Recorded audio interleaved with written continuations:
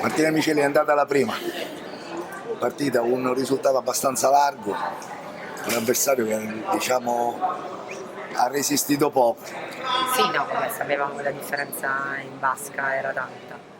Qualcosa di carino abbiamo fatto, sostanzialmente un buon ritmo, nonostante gli acciacchi della settimana, nonostante non fossimo tutte, però insomma abbiamo mantenuto un buon ritmo, poi comunque le ragazze sono andate tutte a segno, anche le piccolissime, per cui insomma sono comunque partite che si mettono allo zainetto e fanno morale, insomma, ci si allena meglio dopo queste partite.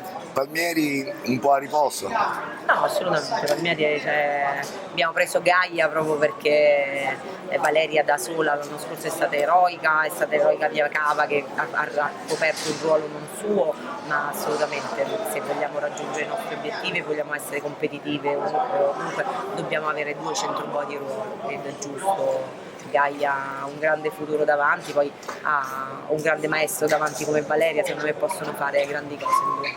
Per il prossimo match? Il prossimo match continuiamo ancora, siamo lontani dai momenti importanti della stagione, ora c'è una pausa abbastanza lunga perché c'è la nazionale, per cui molte non le avremo perché stanno fuori, però continuiamo a lavorare, insomma è ancora presto, non possiamo parlare di bilanci insomma, siamo ancora un cantiere aperto.